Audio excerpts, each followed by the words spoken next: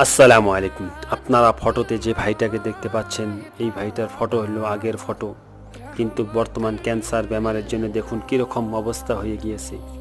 8 মাস ধরে বিছনায় পড়ে আছে, ইনকাম নাই, ট্রিটমেন্ট করতে করতে সমস্ত টাকা শেষ হয়ে গেছে। এই ভাইটার মা সব সময় কান্না করে থাকে এই ভাইটার জন্য। এই ভাইটার একটা ছেলে এবং একটা মেয়ে আছে। আজকে এই ভাইটা ট্রিটমেন্টের অভাবে এরকম অবস্থা হয়ে গিয়েছে। প্রায় অপারেশন করতে 4 থেকে 5 লাখ টাকার প্রয়োজন।